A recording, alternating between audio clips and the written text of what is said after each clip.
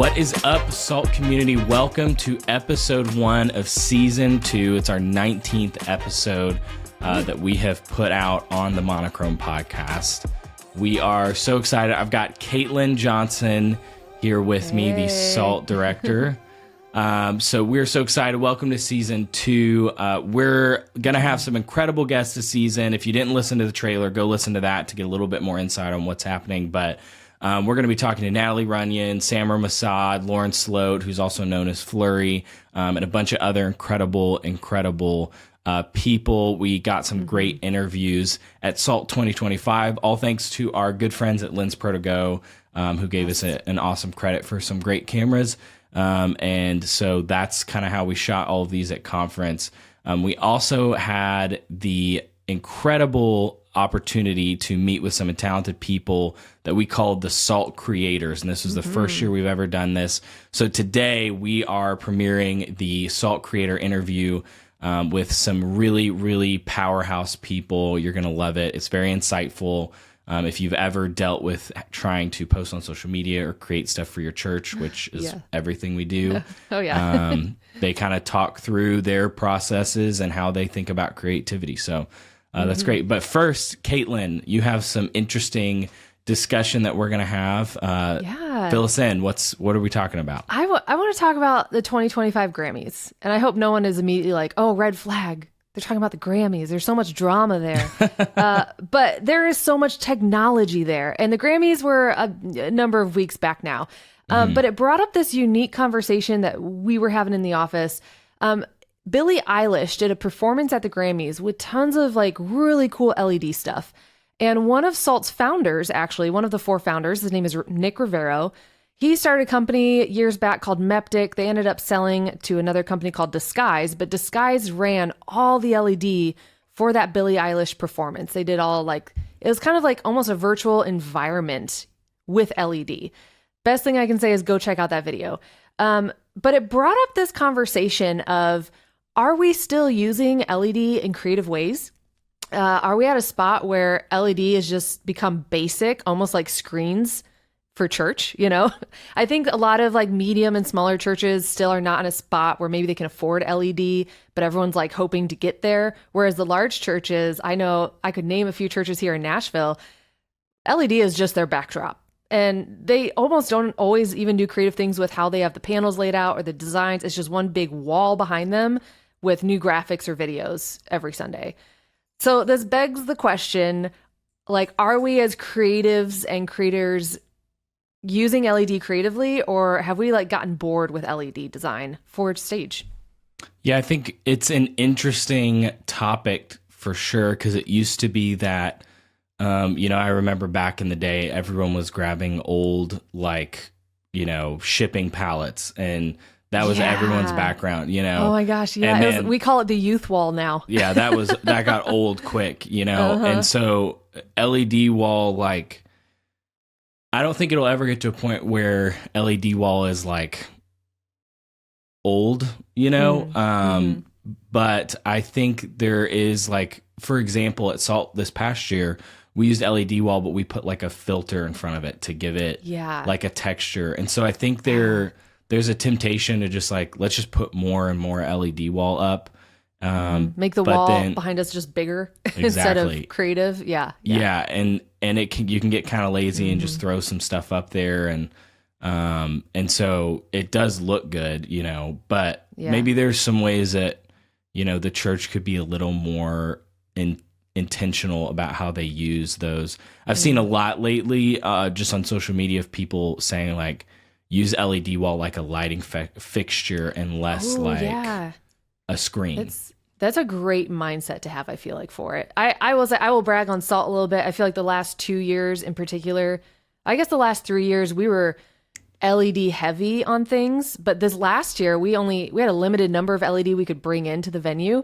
And so we found creative ways. Like you said, we added this corrugated plastic to make it look like a cathedral window. We framed it with built out wood frames. Very cheap to do. Yeah, it was cheap. We have a whole behind the scenes video on how you can do it, which is awesome. You go check that out. But the 2 years before too, I remember we had this giant LED wall just behind us because it was already at the church that we were at for SALT conference. But then we found creative ways to play with it. So, I mean, no dissing, the graphics and videos that our designers throw up on there because it's amazing. But we found ways to curve the LED. So it was like an orchestra shell. We've had instances where we stack it or layer it on the stage differently. And I will say the churches I'm always most impressed with when it comes to LED are the people that are finding those creative ways to use it. They're curving it. They're like rearranging it differently, series by series with their sermons. And I just feel like that is the way to stay creative and keep pushing your boundaries as a creative team. Yeah, and little sneak peek, we're actually already in talks talking about how we're going to do stage design this year. Yeah. And we will be using LED in a non-traditional way. So it's going to be very, very cool. I think people are going to love it. So I'm excited about that. I won't give anything else away, but good. We're trying to practice what we preach. So yes, no spoilers yet, but stay tuned because it's going to be a pretty awesome set, and LED will be involved. Yes.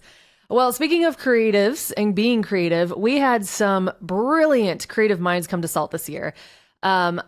I will just say we started this thing called the Creator Program, the Creator Pass. JT found some very awesome individuals to invite to conference this past year. And honestly, without giving away too much, because they're going to come talk and, share about their experience and what they do and who they are. But I just want to say I had this expectation that these amazing personalities would come together and then just kind of do their own thing at conference. And they would just kind of be independent, go get all their own content and film their own thing. And this group just came together. They became a team. They became almost best friends. They were like, no, we want to spend this conference together. We want to go grab content together. We want to come up, we want to hear each other's creative ideas. And they just, I feel like, fed off of each other so well. And so we were able to sit down and have an amazing conversation with the creators that came to SALT. And we've got an awesome interview then to share with you.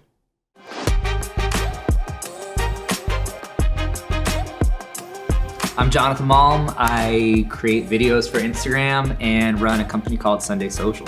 My name is Makwenda. I am the host of a podcast called The Faith Hustle, where we help young Christian entrepreneurs learn how to build their business God's way. And I'm happy to be here. I'm Derek Ortiz, designer, content creator, and staff member at Sunday Social.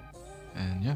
I'm Hannah Guernsey. I am a full-time freelance graphic designer and creative director. I'm Ryan Lochi. I'm the CEO and founder of the Church Collective, pastor, and a professor. All right, so here's my first question. For you, what did you have to overcome to first start making content, putting it out there? You're already, obviously a lot of you are already doing different things, but then to start actually sharing it and posting about it, what was the process to get there? I think, just kind of not allowing yourself to get paralyzed by what other people think of you, getting over that imposter syndrome of you not feeling like you know enough or are good enough. I think just putting stuff out there, you don't know what people want until you put stuff out there. And so I think just having fun with it. And I don't know about you guys, but that's kind of where I'm at. I would definitely agree. I think for me, I struggled before I started my podcast, I was going to do it with two other people, two other hosts, because honestly, I was too scared of being out there. Yeah. And God really spoke to me and used them to say, listen, this is your vision. God put it in your hands. And if you have the conviction for it, my dad used to tell me all the time, if you have the conviction for something, you have the responsibility to it. And so it took a lot of courage, and I had to pray a lot of okay, God, you asked me to do this and you didn't, make a mistake when you called me. And so honestly, it was just asking for courage and knowing that the nervousness, I don't know if ever goes away. You get more comfortable, but just doing it scared anyways because you feel like that's what God called you to do. I don't know if you guys faced what I did, but when I started, there was a layer of okay, well, on my personal account, a bunch of friends follow me. They're going to be disinterested in what I'm going to do. Yeah. And I just, I don't know how I got over it. I just did it, and now it's fine. Yeah. But I started a second account. Yeah, that's probably that probably would have been the right answer. And blocked all your friends? Block you. No, but I mean. I get that. Yeah. No, I relate though. I can understand you feeling oh dang, what are these people going to think about me? Because it's really those people you think about, the people that know you. They're going to judge you when you see them on Sunday or whenever you see them. But yeah. Yeah, I think it boils down to being obedient to your call, which everyone's kind of already touched on, and there's no fear when the Lord is there. And so if you proceed and you know without a doubt that the Lord's called you to something, you have that call, just stepping into something what the Lord calls you to do, he's going to open doors before you know it. And that certainly happened for me, and is a testament of my whole career. I think along those lines, though, like, I try a ton of things. Like, I believe God's called me, but I don't keep the, like, my approach to it so precious. Where, like, God called me to do something, but that might look like 100 different things. Yeah. So I try this and that doesn't work. So for me, I think it was like finding what that voice was, which was like repetitions, kind of like you talked about. You just got to do it. So, but yeah, trusting that God called you, but not being so like, but I have to do it this way. Right. And you can try it different ways. That definitely depends on the personality. Well, yeah, I think some people do have more of like, I feel like I never have like a clear vision on anything, so I just try things and then something works. Same. I'm complete opposite. You're like, you got the plan, you got the master plan. That's internal awesome. processor. Like type A to a T, like if anyone could make a poster child for a type A, it would probably be me. And I'm the exact opposite. But I think that's cool, and I think Yeah. then people relate to us differently probably because of that. Like, Yeah. you probably reach more of the type A, and they're like, thank Maybe. God. I don't know. I think experimenting is like a huge thing we did. And when COVID hit, TikTok was like just coming up. Me and my co-founder were like, okay, well, I guess we should do TikTok because we're supposed to do that. I don't want to dance. Do you want to dance? No. Yeah. So we ended up just doing. We're all disappointed for that. I know. Maybe I missed my calling, but we started doing like little 15-second guitar tutorials and just blew up. And we like had a blast with that. But like we haven't posted on that account for a year. Was that your first like idea, or was that like your 10th idea? If you go back in, you'll find like 4 or 5 really stupid trying to be funny TikToks. No dancing, but and then it was just like, well, this is dumb. And I was like, well, here's how you can play this worship song. Did you feel like that was going to do well, or were you just like oh, No, yeah, it was early TikTok, so it was like boom, millions of views on the one little video, and you're like, early okay, TikTok. cool. I guess it's guitar. I know, early TikTok. That was our experience. Like when TikTok first came up, we just kind of created content. We had fun with it, and we got like a decent following. And then But like there was no purpose. there was no purpose. Yeah, Yeah. but I we think had even used then for though, it was still good, a learning process to like get in the rhythm of creating content and just getting consistent. And so I think translating that to like where we're at now, you're able to like iterate and like kind of go off of what you already created. So I think it was still purposeful in that season, even though we were just making like dumb content. Well, like I think you learned like why did that content do well? Yeah. And like now can I apply that to what I'm doing with a more like I have a more focus of what I'm trying to accomplish with my Yeah, account. like who you're trying to reach. Yeah. There's room for our strategy. Like there's room for multiple streams of things. So like we'll start every morning, we do like a funny thing, and then every evening we do a training thing, because like the heart of our nonprofit is always like training worship leaders, creatives, doing all that. So it's kind of like we're using the algorithm in our favor, having fun in the morning, but then like we're gonna help you get better on your way through. So like you can do both, even on one account. Like the algorithm's fun now for that. I love that.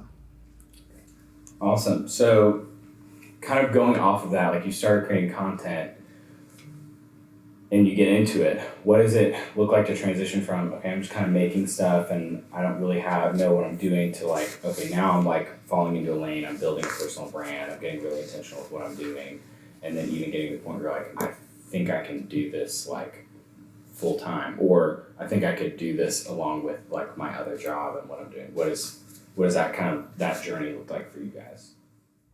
What really helped is I had like this account that was like a church stage design ideas account, which is like a company that I had.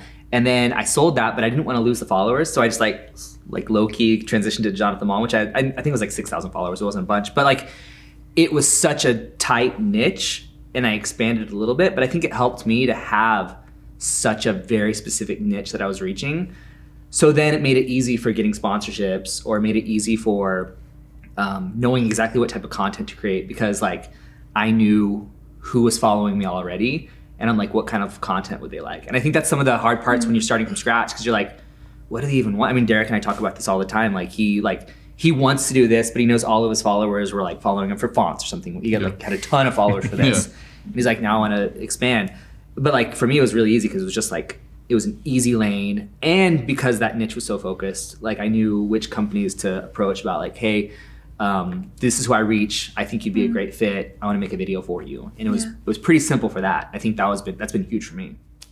I usually tell people all the time, like, what's the journey you're taking your audience on? Like like, does the content just stop here, or like do you have a vision of where, if someone watched your content for a year, where would they end up? Would they be any better? Would their lives be any better?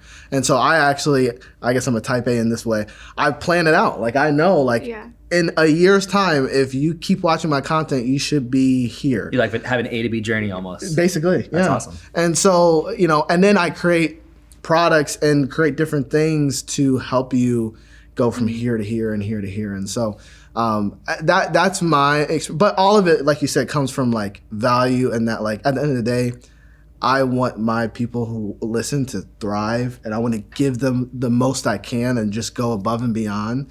And so, and give my best, Yeah. So next question is, where do you find inspiration? Where do you go to? How do you do it? What's like your little trick to get inspired for design or for a funny video, which I think is Derek. So yeah, just where do you find inspiration? All these people. Yeah. I'm pretty basic. I use Pinterest. Come on. It is tried and true for me, and the algorithm does shift. And so I know there are some people who have expressed frustrations like, oh, Pinterest has changed, it's not the same anymore. But I love it. It has worked every time for me, and also keeps it really fresh and individual to my specific taste and the way I see the world and the way I want to design. And that's the reason I have built my platform, is because I've just been posting my art. And that specific vintage, modern way that I view the world and view style and trends and fashion, or branding even, that specific style is why I think I've built a following. And I just want to be able to use that to inspire others. So I've been using, like, I'll pull pieces from Pinterest to create a little mood board to be like, oh, hey, this is what inspired me today. Maybe it'll inspire you. And I actually had a meeting with a person in person, and she was like, I actually saved that for my interior design project that I was working on, and I used it, and it was so fun. And so being able to see it come to life even through that channel was really cool. That's cool. Yeah, Pinterest obviously is huge for design. I don't know where I'd be without it. There's a new one that I'm on to. It's called Cosmos, which is like similar to Pinterest, but I guess more design focused in that realm of that. So for design, definitely those two.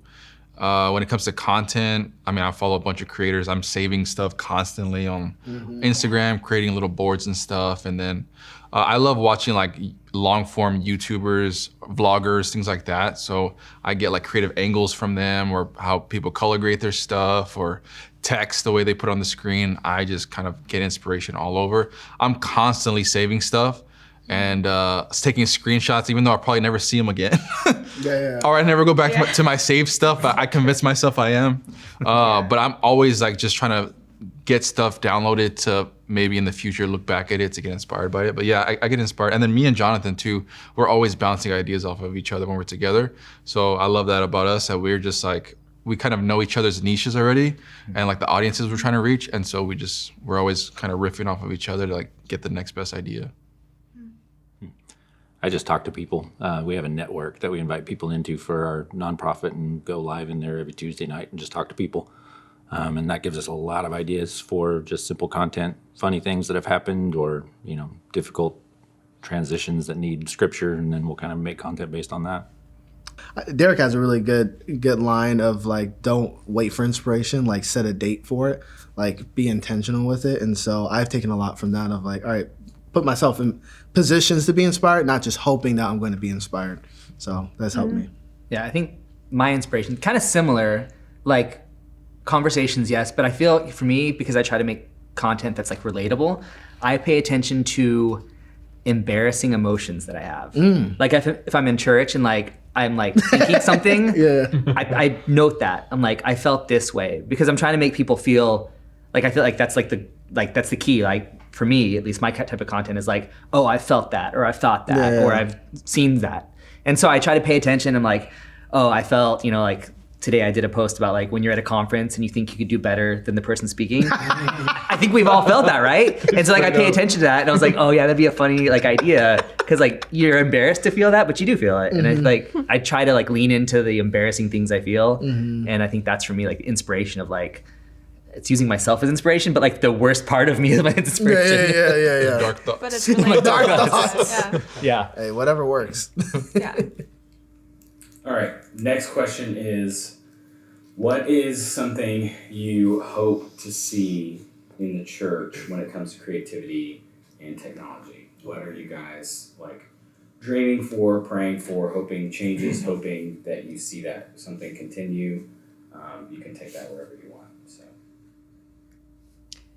I would have to say, I just because of my roots and what I've seen in the church and growing up, I just hope and pray for an awakening for leadership to see the value that creatives have and hold.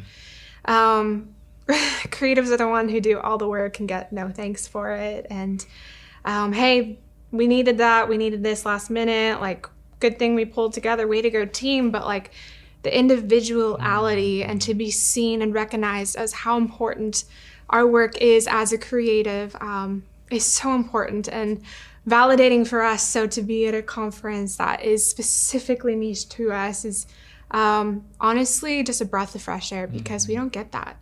And so I would love to see leadership just really take a stand and say, hey, we see you. Well, I mean, like, I don't know what that looks like in resources or just like verbal affirmation or just expressing gratitude, but being able to really uplift and encourage creatives in the church who are serving on staff or not, just how valuable they are, especially in such a digital and screen-first world.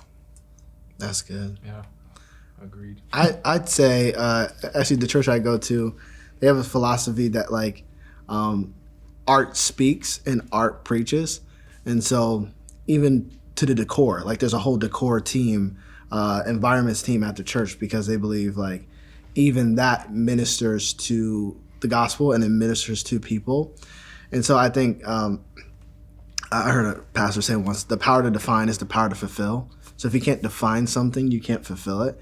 So if you can't define the purpose of what this art is, you're not going to fulfill what it can do. And so I think, I mean, we can go back in the day, like so much of the art that was mainstream was all depictions of Jesus or was used for, commissioned for the church, so like it was paving the way forward. And so I think realizing its significance and importance, I think you're not going to invest into anything that you don't think is valuable. And realizing that art does shape culture, creativity does shape how we live and how we move.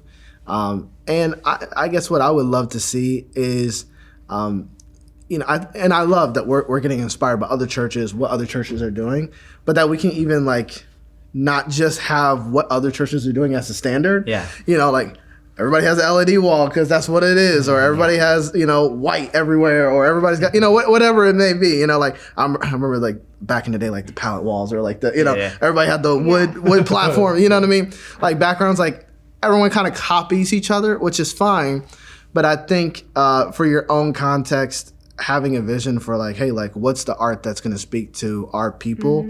What's going to move it forward? Because I think the world should pay attention to the art we make rather than being, it's just like a bad copy of something that was done 2 years ago. Right. And so that's what I would love to see. I think I agree with that. Like I think about like so many people in the music industry grew up usually in a small church. Yes. That's where they learned how to play an instrument, to sing. Somebody that was a leader invested in them, even though there was no like, maybe there's some raw talent, but there was not like polished talent yet. And I feel like in like the mega church world, sometimes we look for people who are already skilled and we don't have an outlet to foster that, to actually grow people. And I think we should be growing people just like we did with music. We should be growing them on social media. That's like so good. Influencers should be coming from the church, be like, yeah, I got to like create stuff for my church and they loved it. And so now I'm creating this new platform because of that. Like in every area of art and design and all of these things, I think the church should be the one fostering it. And I think megachurches can do it, but it just requires a concerted effort of value, like you said, of like, we value it so much that we're going to train people who aren't going to contribute to the production yet. Maybe they will, but that's not the purpose. Our purpose is just foster that, to like grow creatives in our church. Yeah, because who knows what the next generation's going to bring. For real. Like, I've heard over and over and over again, there's like this low like fire hunger developing amongst pastors and leadership about why don't we have a renaissance? Like, why isn't the church leading art? Like, we should be leading art like we used to. And in order for that to happen, we need to be investing in it and investing in the next generation and teaching them and providing them, equipping them with the tools that they need to be able to create and do what God's, speaking to them, or in that individual lens, because that's where art comes from. It's very individual and objective, but it's so different. Everyone has a different perception on what that could look like. And so being able to equip the next generation, like you said, with those tools would be incredible. It's important too to not mix creativity for novelty. I know, like the grind of having to do, it's Christmas every stinking year. It's the same Christmas. We try to almost like bolt so much on top of the gospel when the gospel can do what it needs to do. So at least for the leaders, as you're planning your churches and trying to get creatives to work, give them some space to actually be creative. Don't just force them to come up with a new thing for everything, because you're just trying to pull from a well that's going to be empty. That's good. And I think, sorry. No, I was gonna say, I agree with all you guys. I think, the biggest thing is like equipping people that are, like, social media is and can be a tool of evangelism, right? And so I was talking to a youth pastor, a friend of mine, that it's like, man, how cool would it be if like you had a class where you just had young students, young people come in to learn how to use social media in that way of like, I want to create content. I don't know what to do. I don't know how to do it, but it can be a form, if you do it right, of like genuine evangelism to invite students to come and be a part of it. And I think it's we see it as this thing of like only those people know how to use social media, or only those people are influencers. But it's like, we can be influencers in our own space, in our own right. If we have 100 followers or 100,000, like those 100 people that are following us, they are hearing our voices and they're seeing our stories and watching our feed. And so why not use it as a way to genuinely reach people? And so I think, finding ways for the church to embrace the younger generation that's wanting to learn, and not for the sake of it's going to benefit my church directly, but it's going to benefit the church at large, And then two, I would love to see brands getting inspired by the church and not vice versa, where the church is getting inspired by other brands. I think it's awesome. And like McQuinda said, getting inspired by other churches is cool, but I would love people, similar to the Renaissance idea, it's like, man, why can't we be at the forefront of creativity for people to see like, man, the church is like doing some amazing things. And creativity is a priority, not just something that a church does out of luxury, or like, oh man, we would love to be like this. But it's like, it's founded in who we are, because we understand that God's created us, therefore we are creative. So I would love to see creativity not just be a niche thing or a niche kind of subsection of church, but it's like all churches in their own right are doing things to be able to push the boundary to say like, you know what, we're gonna bring our excellence forward, because we understand like it's gonna matter in the grand scheme of things to be able to reach more people. Also, not only marketing. I feel like that's what we use creativity to try to get butts in the seats. Right. And no, there's value beyond that. That's so true. And again, not to the positive spin. I do think we are getting better. Yeah. Like, if I look, I've been in church all my life. Right. It was born in the pew. You know what I mean? I've seen a progression of it where it's like, even music, like we've gotten better. We've gotten better in so many different things. And I do think the world is paying attention in a lot of different ways. But I think, and Hannah said it on the money, like you have to have an investment. Investment comes with risk. Hell yeah. And I think part of it is like being okay with like figuring it out while you're doing it, and breaking the mold. If it's really your value, then take that risk. Like, obviously have proper boundaries, but be willing to take that risk. I think, not to get biblically nerdy, but do it. But when Samson, killed those armies with a donkey's jawbone, it says that after he did it, he threw it away, which is if I were me, I would keep it. Like a memento. I would sell it. I would like, I'd be like, man, this is the donkey's jawbone that did it. And like, if you, I'll have a digital product. Like if you want to learn how to do it, sign up for my class, my master class. Simpsons master but class. he threw it away. And I think part of it is because the anointing wasn't in the jawbone, it was on it for a certain time. And I think that's how we treat tradition. Anything that worked for a season, it's like, all right, let's just keep running that same play. It was like, well, it worked for that. Right. It worked for that generation. Yeah. It's probably not going to work for this one. And we need to be okay with putting it away because, like, God's hand on different seasons, it does change. And it's like we have to take that risk of what is going to work for the next generation. Yeah, and I think that's key. Like when I think about like my time at church, the stupid stuff I was allowed to do that like in the main service that shouldn't have gone on. Yeah. Allowed me to grow in creativity. Like who I am now is largely because of people who took risks. And it was probably the worst thing that we could have done at the time, but it grew a next generation. Yeah. And like that risk thing is huge. Like, are you willing to risk that young person is going to, spout a little heresy or, like, or something like that where you're just like, we're growing. And that's community. In community, you let that happen. Like when you're a family, you let the toddler carry the bowl of mashed potatoes to the table knowing that they might trip and fall and break it. And it's not going to ruin the event. It's a family. It's the community. It's the point. So I think that's huge. That's beautiful. All right, so second to last question. If you could sit down with your pastor. If I could. Or, You can't though. In 6 months you can. or say, for example, another creative pastor who maybe doesn't get the creative thing. And encourage them, like, man, I know maybe you don't understand this, but this is how I would encourage you to like lean into your creatives and your team. Like, what do you wish maybe someone said to your pastor 20, 30 years ago when you were first starting on this journey? Invest in your relationship with them. Get to know them as a person. Help them to know you as a person, because they are looking up to you often in putting you on a pedestal that even you wouldn't want to be on, and you don't really know that unless you get to know them.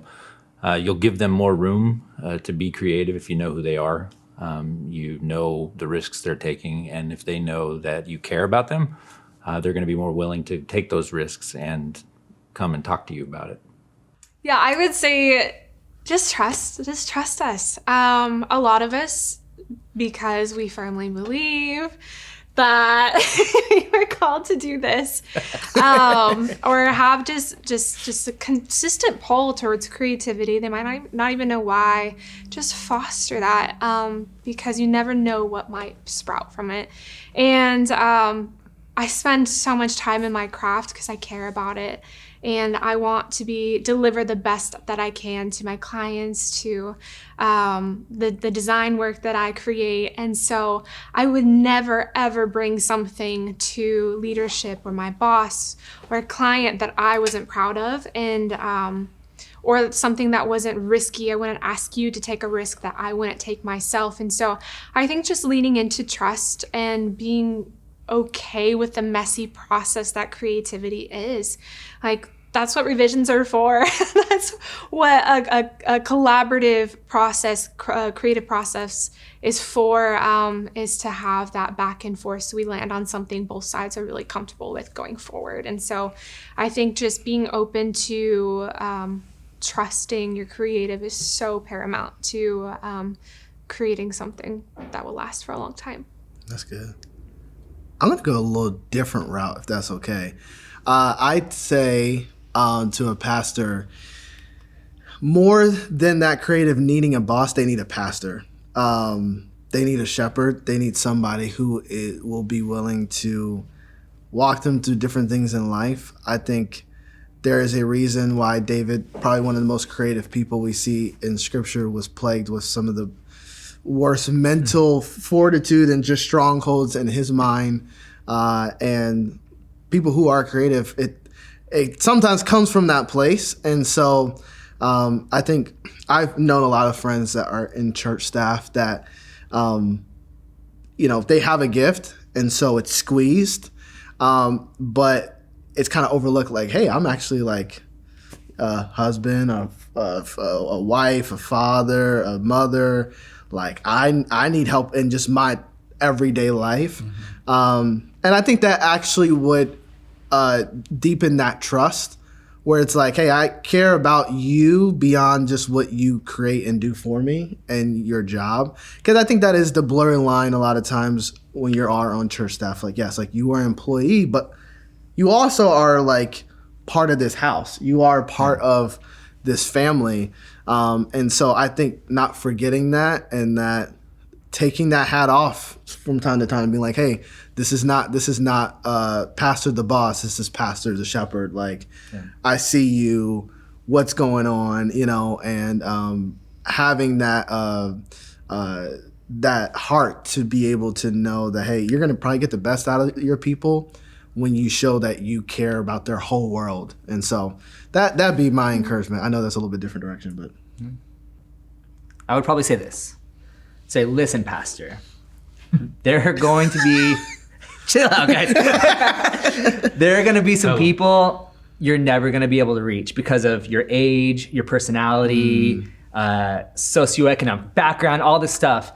But creatives want to help you reach people that you're not going to reach. So if you want to be able to reach more people, invest in creatives who are going to help get your message out to more people. Yeah, similar. I would say something similar, like the same way you use, words, your charisma, your body language, like things on a platform is the same way that creatives are using design and video and production to reach people. We're all after the same thing. It's just different methods. So trust that we are trying to reach, similar to what Jonathan said, people just the same way you are. It just may look different and maybe to a different audience. Thank you guys so much for listening to the Monochrome Podcast. I hope you found that conversation with those creators interesting and engaging. If you want to go follow any of them or learn more about any of those incredible people, links to their socials will be in the show notes. You guys can always go check out the show notes to learn more about SALT, who our guest is, what's coming up. I want to also mention that just a few weeks ago, we launched ticket sales for SALT 2025. Yes, we did. And it is going to be an incredible year. You guys are not going to want to miss it. We've got some incredible talent. We're doing a tech tour at Belonging Co. We're back in Nashville. So go check out salt2025.com. Again, that'll be in the show notes if you want to learn more about that. But that is really like just an incredible event for everyone involved. We're really excited. But other than that, make sure you subscribe to the podcast so that you can catch every episode. Share this with a friend. If you found it valuable, maybe your friend will too. And then also it's so helpful when we get 5-star reviews on these podcasts. So helpful. It helps people to know that we're trusted, and it helps people to find us. And so our goal is really to help reach the local church and help them reach greatness and inspiration and be encouraged. And so that helps us accomplish that goal. Next week, we're going to be hearing from Brad Montague. He is a kids author, and he is the creator of Kid President. He has this awesome book called The